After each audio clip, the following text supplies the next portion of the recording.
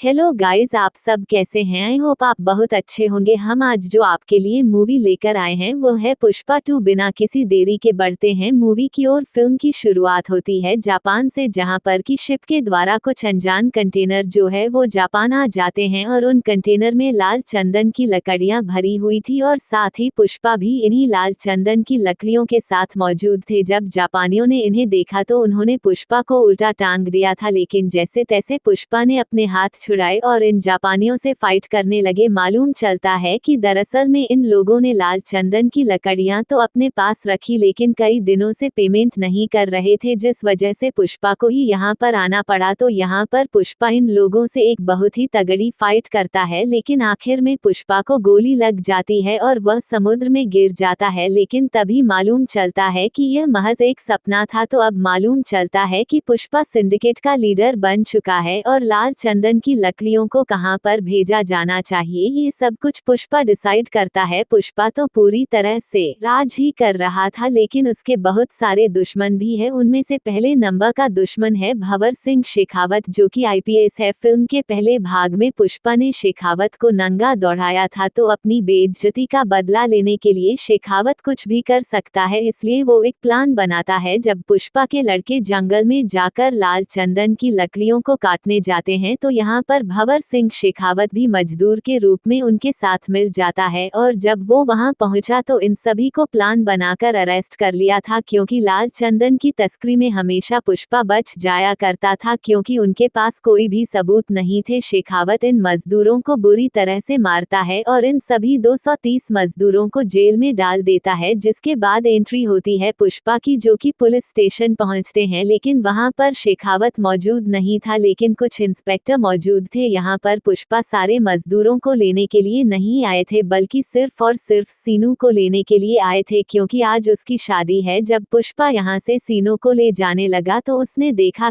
कि सीनू के ऊपर बहुत सारे चोट के निशान हैं। जब उसने अपने सारे मजदूरों को देखा तो उसका दिमाग खराब हो गया, क्योंकि पुष्पा के सारे मजदूरों को शेखावत ने जंगल में बुरी तरह से मारा पीटा था, जिस वजह से वो बुरी तरह से दर्द में थे। ये देखकर पुष्पा पुलिस इंस्पेक्टर से कहता है कि इन लोगों पर शेखावत सर ने हाथ उठाया है, इसका मतलब कि आपने पुष्पा के ऊपर हाथ उठाया है, इसलिए वो यहाँ से इन सभी को लेकर जा रहा है। ये देखकर इंस्पेक्टर और बाकी पुलिस वाले कहते हैं कि अगर आप इन सभी लोगों को लेकर चले जाएंगे तो साथ ही हमारी नौकरी भी चली जाएगी। यह सुनकर पुष्पा इनसे कहता है कि आज से तुम्हारे रिटायरमेंट तक जितना भी पैसा तुम जोड़ने वाले हो उन सारे पैसों को वो देगा, मतलब कि आज तुम्हारा रिटायरमेंट हो रहा है। पुष्पा उन सभी का रिटायरमेंट कर देता है और जब शेखावत पुलिस स्टेशन पहुंचा तो वहां पर कोई भी मौजूद नहीं था। वो समझ गया था कि सभी को पुष्पा ने खरीद लिया है, तो इस तरह से पुष्पा इलीगल काम तो करता है, लेकिन वह अपने मजदूरों का बहुत ज्यादा ख्याल रखता है और साथ ही वह अपनी बीवी श्रीवल्ली से भी बहुत ज्यादा प्यार करता है। अब अगले दिन हम देखते हैं कि श्रीवल्ली जब मंदिर में पूजा करने के लिए जाती है और भगवान की मूर्ति के लिए जब कुछ गहने और मुकुट लेकर जाती है, तो उसी मंदिर में पुष्पा का सौतेला भाई मुरली भी मौजूद था और वो यहाँ श्रीवल्ली से कह रहा था कि आप पूजा तो करवा लोगे, लेकिन क्या तुम्हारे पास खुद का गोत्र है, खुद का सरनेम है? मुरली उन्हें हमेशा नीचा दिखाता है, लेकिन मुरली की बेटी कावेरी उन्हें पसंद करती है। वो उनके साथ रिश्ता निभाना चाहती है और कावेरी श्रीवल्ली को चाची बुलाती है, लेकिन मुरली कावेरी को उनसे मना करता है कि वो उनसे बात ना करे। तो पुष्पा श्रीवल्ली की सारी बात मानता है और आज पुष्पा सिद्धप्पा के साथ मिलकर सीएम से मिलने वाला था, इसलिए श्रीवल्ली यहाँ पर पुष्पा से कहती है कि अगर तुम जा ही रहे हो तो सीएम के साथ फोटो खींचाकर लाना, ताकि हम उसे फ्रेम कराकर हॉल में लगाएंगे। पुष्पा ने अपनी पत्नी से वादा कर लिया था, लेकिन जब वो वहां पहुंचा तो वहां कुछ और ही हो गया। पुष्पा भले ही सिंडिकेट की ओर से सीएम को फंडिंग देता है, लेकिन सीएम यहाँ पर पुष्पा के साथ फोटो क्लिक नहीं करवाता है। उनका मानना यह है कि जूती जो है वो पैर में ही रहना चाहिए, उन्हें हाथ में नहीं पहना करते। साथ ही उन्होंने श्रीवल्ली के बारे में भी एक दो बातें बोल दी थी। ये देखकर यहाँ पर पुष्पा को बिल्कुल भी अच्छा नहीं लगा था। बाहर आने पर पुष्पा ने सिद्धप्पा से कहा कि अगर आप सीएम होते तो क्या आप भी मेरे साथ फोटो नहीं क्लिक करवाते, जिस पर कि सिद्धप्पा सिद्धप्पा कहता है कि मैं चाहे कुछ भी बन जाऊं, मैं तेरे साथ फोटो जरूर क्लिक करवाऊंगी क्योंकि तू मेरा भाई है। तब यहाँ पर पुष्पा ने उनसे कहा तो फिर सीएम बनने की तैयारी कर लो। पुष्पा सिद्धप्पा से एकदम सीधा सवाल पूछता है कि सीएम बनने के लिए लगभग कितने रुपए की जरूरत पड़ेगी। सिद्धप्पा यहाँ पर कहता है कि लगभग 1 करोड़ रुपए की जरूरत पड़ेगी। पुष्पा यहाँ पर उससे कहता है कि मैं तुम्हें 500 करोड़ दूंगा लेकिन सीएम तुम्हें ही बनना होगा। जिसके बाद सिद्धप्पा सेंट्रल मिनिस्टर से मिलने के लिए जाता है क्योंकि पुष्पा ने ही सिद्धप्पा से कहा था कि वह सेंट्रल मिनिस्टर से मिले। सेंट्रल मिनिस्टर का एक भाई भी है और सिद्धप्पा पुष्पा के कहने पर ही सीएम की बात करने के लिए सेंट्रल मिनिस्टर के पास गया था। साथ ही पुष्पा ने उनके पास एक सोफा भिजवाया था जिसके अंदर 225 करोड़ थे। सिद्धप्पा ने जब ये सारी चीजें की तो उन्होंने पुष्पा से कहा कि यह सब कुछ ठीक नहीं है, इस तरह से पैसा बहाना ठीक नहीं है क्योंकि हमें बचाना होगा क्योंकि 5500 करोड़ ऐसे ही नहीं मिल जाते। लेकिन पुष्पा के पास कुछ प्लान थे जो कि वो सिद्धप्पा को बताता है। वो कहता है कि अब पुष्पा नेशनल नहीं रहा बल्कि इंटरनेशनल हो गया है। लाल चंदन की लकड़ियों की डील वो सिर्फ मुर्गन से किया करता था जिसके बदले में उसे 1 टन पर सिर्फ 1 करोड़ मिला करते थे, लेकिन अगर वह इस डील को विदेश में लेकर जाए तो उसे 2 से 2.5 करोड़ रुपए मिल सकता है प्रत्येक टन पर। तो ज्यादा देर ना करते हुए पुष्पा जो है वह तुरंत ही विदेश पहुंचता है जहां पर कि उसकी मुलाकात होती है एक बहुत बड़े बिजनेसमैन से। वहां वो इन लाल चंदन की लकड़ियों की तस्करी करता है और उसे 2000 क्विंटल लकड़ियों को उन्हें देना था। बदले में पुष्पा को 1000 करोड़ रुपए मिलने वाले थे। तो अगर पुष्पा 1000 करोड़ कमाना चाहता है तो उसे 2000 करोड़ लाल चंदन की लकड़ियों की जुगाड़ करनी होगी। तब वो अपने सिंडिकेट के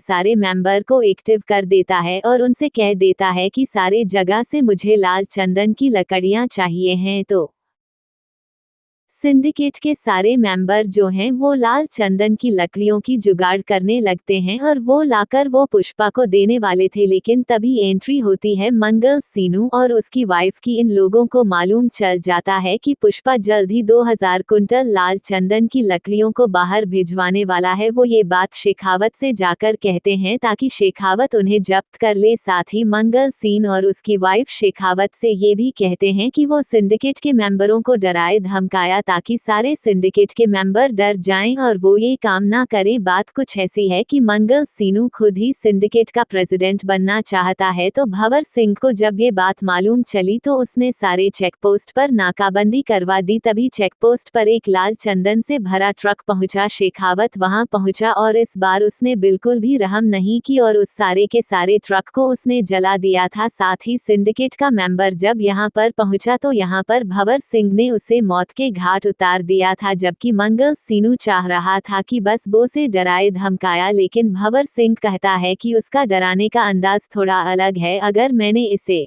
मार दिया है तो सिंडिकेट के बाकी मेंबर भी स्मगलिंग करने से डर जाएंगे। तो जो सिंडिकेट का मेंबर मारा गया है उसकी श्रद्धांजलि पर सभी लोग पहुंचे सिर्फ और सिर्फ पुष्पा को छोड़कर। लेकिन तभी मंगल सीनू और यहीं के कुछ लोग जो हैं वो सिद्धप्पा से कहने लगते हैं कि अगर पुष्पा और भंवर सिंह के बीच में दोस्ती नहीं हुई तो वो ऐसे ही लोगों को मारता रहेगा और अगर ऐसा ही चलता रहेगा तो फिर पुष्पा को प्रेसिडेंट से हटा देना चाहिए। लेकिन सिद्धप्पा ये होने नहीं दे सकता, इसलिए सिद्धप्पा तुरंत ही भंवर सिंह के पास पहुंच जाता है और वो उसे कुछ रिश्वत वगैरह देने की कोशिश करता है। वो उसे लगभग 100 करोड़ दे रहा था लेकिन भंवर सिंह नहीं मानता है। वो कहता है कि उस रात उसने मुझे नंगा दौड़ाया था, मैं उसे किसी भी हालत में नहीं छोड़ने वाला। तभी यहाँ पर सिद्धप्पा कहता है कि अगर वह तुमसे माफी मांग ले और सभी के सामने सॉरी कह दे, क्या तुम तब उसे माफ कर पाओगे? ये सुनने के बाद भंवर सिंह तुरंत ही ओके कह देता है और कहता है कि पार्टी का इंतजाम करो ताकि सभी के सामने पुष्पा उससे माफी मांग सके। तो पार्टी के दिन सभी लोग यहाँ पर पहुंच जाते हैं। सभी लोगों को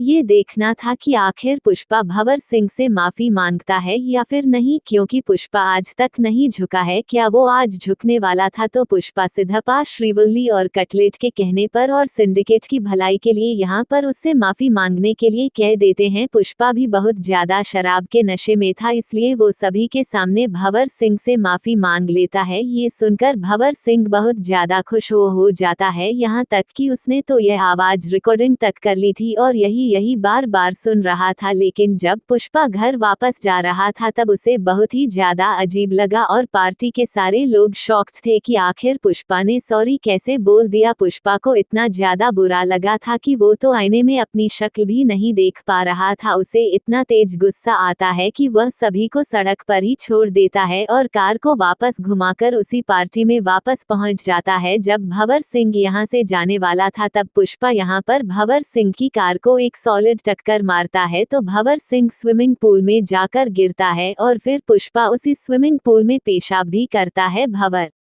सिंह को कुछ समझ नहीं आ रहा था कि आखिर यह सब कुछ हो क्या रहा है। पुष्पा यहाँ पर भंवर सिंह से कहता है कि पुष्पा एक ब्रांड है और वो किसी के सामने भी नहीं झुकता है। वो उससे कहता है कि मैं तुझे चैलेंज करता हूँ, 2000 कुंटल लाल चंदन की लकड़ियों को वो देश से बाहर भेज कर रहेगा। अगर वो यह नहीं कर पाया और अगर तेरे हाथ एक लकड़ी भी हाथ लग गई तो मैं जिंदगी भर मजदूरी करूंगा। ये सुनने के बाद भंवर सिंह को भी गुस्सा आ जाता है। वो उसके चैलेंज को एक्सेप्ट करता है और सारे के सारे चेकपोस्ट पर जहां से भी गाड़ियां गुजरती है उन सारे चेकपोस्ट को भंवर सिंह पूरी तरह से बंद कर देता है। लेकिन तभी भंवर सिंह ने देखा कि जो ब्रिज है उसके नीचे जो नदी है वो पूरी तरह से सूखी है। क्योंकि गर्मियों का दिन था, वो समझ गया था कि पुष्पा जरूर इन्हीं नदियों के द्वारा अपने ट्रक को निकालने वाला था। उसका शक एकदम सही निकला था क्योंकि पुष्पा के सारे लाल चंदन की ट्रक जो है वो नदियों के द्वारा ही बाहर जा रहे थे। तो पुलिस की जीप इन्हें कई बार पकड़ने की कोशिश करती है लेकिन वो नहीं पकड़ पाते हैं। लेकिन आखिर में भंवर सिंह जो है वो इनके ट्रक के सामने आ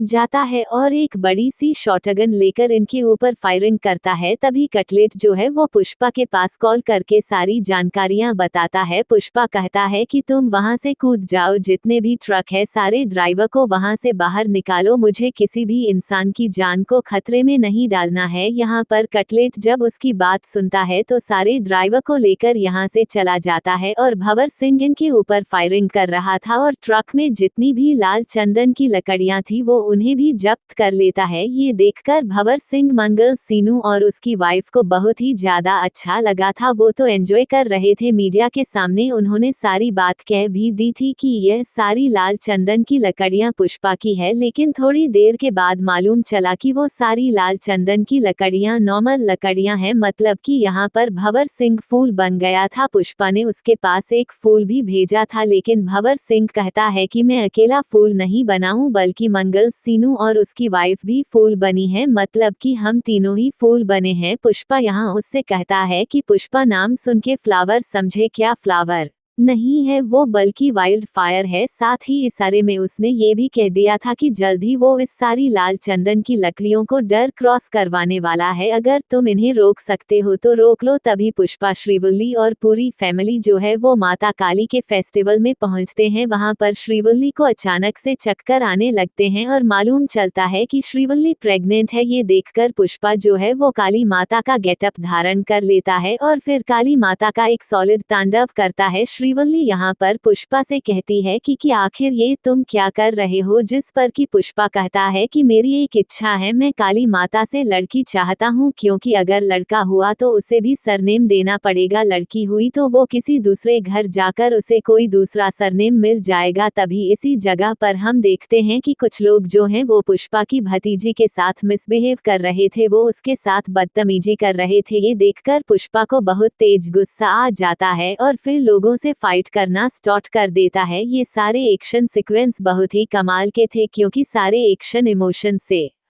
भरे थे। लेकिन तभी यहाँ पर मुरली आ जाता है और वो पुष्पा से कहता है कि अगर तुम ये सब कुछ कर दोगे तब भी तुम्हें तुम्हारे बाप का नाम नहीं मिलेगा। तुम्हें ऐसा लग रहा है कि तुम हमारे साथ हो जाओगे, ऐसा कुछ भी नहीं हो सकता। तुम हमेशा अनाथ थे और हमेशा रहोगे, तुम्हारा कोई भी नहीं हो सकता है। श्रीवल्ली को जब ये सारी बातें सुनाई दी तो उसने यहाँ पर मुरली को बहुत ही ज्यादा चिल्लाया। बाद में कावेरी के साथ जिन लोगों ने बदतमीजी की थी और गलत हरकत किया था उन लोगों को मुरली ने अधक जा करवा दिया था। अब आगे हम देखते हैं कि मंगल सीनू और उसकी बीवी और भंवर सिंह शेखावत सीएम के पास पहुंचे। उन्होंने उन्हें बताया कि अगर ये लाल चंदन की लकड़ियां बॉर्डर क्रॉस कर जाती है तो तुम्हारी सीएम की गद्दी भी खतरे में है, क्योंकि उससे 2000 से 5000 करोड़ की फंडिंग आने वाली है और यह सारी फंडिंग के द्वारा आप सीएम से हट सकते हैं। तब सीएम उन्हें तुरंत ही आदेश दे देता है कि वो इन लाल चंदन की लकड़ियों को बॉर्डर क्रॉस कर जाने से रोके। तो ये सारी लाल चंदन की लकड़ियां रामेश्वरम से होते हुए श्रीलंका जाने वाली थी, क्योंकि रामेश्वरम से श्रीलंका और सिर्फ 18 किलोमीटर की दूरी पर है। तब भंवर सिंह शेखावत यहाँ पर पहुँच तो जाता है, लेकिन वो लाल चंदन की लकड़ियों को पकड़ नहीं पाता है, क्योंकि ये सड़ी शिप के नीचे मौजूद थी, जिस वजह से भंवर सिंह शेखावत इनका पीछा भी करता है, लेकिन वो उन्हें नहीं पकड़ पाता है। तो माल डिलीवर हो जाने के बाद बहुत सारा पैसा आता है। इन सारे पैसों को देखकर पुष्पा खुश हो जाता है। इन सभी पैसों को एमएलए के लिए सारे सोफे के अंदर भरा जाता है और सारे सोफों को एमएलए के पास भेज दिया जाता है। मतलब कि सारे के सारे एमएलए अब पुष्पा ने खरीद लिए थे। तो भंवर सिंह शेखावत का अब बहुत ही ज्यादा बुरा हाल था, क्योंकि अब उसके हाथ में कुछ भी नहीं था। अब तो उसका ट्रांसफर होना भी एकदम तय है, क्योंकि अब उनके पास सरकार भी नहीं रहेगी, सरकार भी पुष्पा की हो जाएगी। तो भंवर सिंह के पास जो नकली लाल चंदन की लकड़ियां हैं वो उनमें आग लगा देता है और उसने काफी शराब पी हुई थी, तो वो वहीं पर रुक जाता है, जिससे कि ब्लास्ट हो जाता है और भंवर सिंह शेखावत मारा जाता है। हालांकि उसकी डेड बॉडी को बताया नहीं गया और ना ही यह बताया गया कि वो मारा गया है। और फिर कुछ दिनों के बाद हम देखते हैं कि सीएम अब बदले जा चुके हैं। अब सीएम सिद्धप्पा बन चुका था सिर्फ और सिर्फ पुष्पा की वजह से, क्योंकि उसने सारे एमएलए खरीद लिए थे और जैसा कि पुष्पा ने वादा किया था कि 24 जुलाई को उसके घर पर सीएम खुद आएंगे और वो उसके साथ खाना भी खाएंगे और फोटो भी खींचा जाएंगे। तो आज 24 जुलाई थी, सिद्धप्पा यहाँ आता है, फोटो खींचवाता है और सिद्धप्पा श्रीवल्ली से कहता है कि तुम्हारी फोटो की वजह से मैं सीएम बना हूँ। और पुष्पा ने आज का दिन इसलिए सिलेक्ट किया क्योंकि आज श्रीवल्ली का जन्मदिन था, इसलिए यहाँ पर एक छोटा सा सेलिब्रेशन होता है, सभी लोग इसे सेलिब्रेट करते हैं। तो भले ही सिद्धप्पा सीएम जरूर बन चुका था, लेकिन पूरे राज्य पर पुष्पा राज कर रहा था, सभी लोग उसे बहुत ज्यादा मानने पूछने लगे थे। और फिर एक दिन पुष्पा की भाभी मतलब कि मुरली की पत्नी जो है वो पुष्पा के घर आती है। वो उन्हें बताती है कि कावेरी को कुछ लोगों ने किडनैप कर लिया है और वह बदले में 1 करोड़ मांग रहे हैं, और अगर उन्हें नहीं दिए तो वो कावेरी को मार डालेंगे। यह बात जब पुष्पा को मालूम चली तो वो पहले तो न्यूज चैनल वालों के पास गया, वहां लाइव आकर उसने उन लोगों से कहा कि अगर मेरी भतीजी कावेरी को कुछ भी हुआ तो वो उन्हें एक एक करके जान से मार डालेगा। उनके पास सिर्फ और सिर्फ 1 घंटा है, 1 घंटे के अंदर अगर वो उसे सौंप देते हैं तो वो उन्हें रहम की भीख दे देगा। यह बातें सिद्धा और सेंट्रल मिनिस्टर को भी मालूम थे, लेकिन यहाँ पर एक बात मालूम चलती है, जिन लोगों ने उसे किडनैप किया है वो कोई और नहीं बल्कि सेंट्रल मिनिस्टर का भाई का बेटा होता है, मतलब कि सेंट्रल मिनिस्टर का भतीजा। इसलिए यहाँ सेंट्रल मिनिस्टर सिद्धप्पा से पुष्पा के पास कॉल करवाता है। वो लोग पुष्पा से कहते हैं कि वो सेंट्रल मिनिस्टर का भतीजा है, इसलिए वो उसके साथ कुछ भी ना करें, हम उससे जल्द से जल्द कांटेक्ट कर लेंगे और वो कावेरी को छोड़ देगा। अगर वो उसके साथ कुछ कर भी दे तब भी तुम्हें कुछ नहीं ही करना है। लेकिन पुष्पा कहता है कि मुझे कोई भी फर्क नहीं पड़ता है, सेंट्रल मिनिस्टर भाड़ में जाए और सिद्धप्पा सीएम भी भाड़ में जाए, मुझे किसी से भी कोई भी लेना देना नहीं है। तो सेंट्रल मिनिस्टर का भतीजा 1 करोड़ पुष्पा से मांग रहा था और अकेले ही पुष्पा को उसके अड्डे पर बुला रहा था। पुष्पा मान जाता है और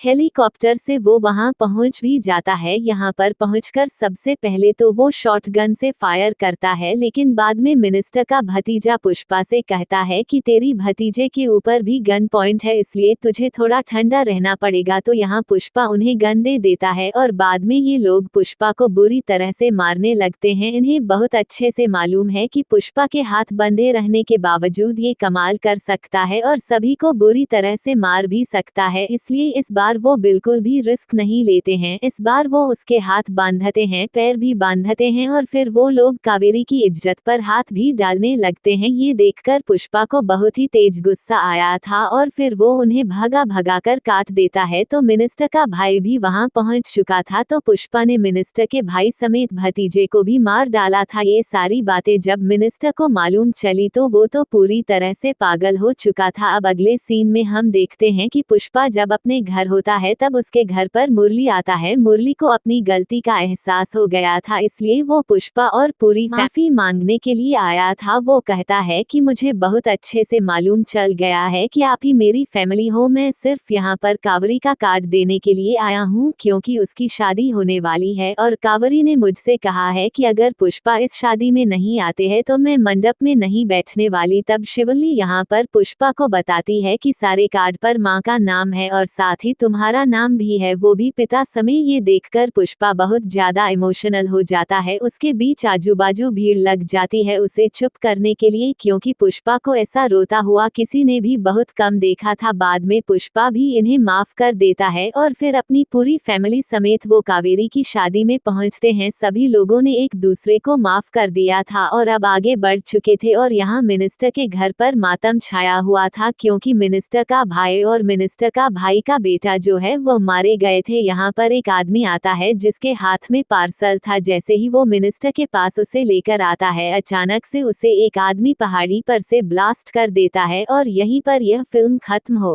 जाती है। वो आदमी कौन था यह नहीं बताया गया, लेकिन पुष्पा 3 में हमें पता चलेगा। अगर अच्छी लगी हो तो लाइक एंड सब्सक्राइब करना ना भूले।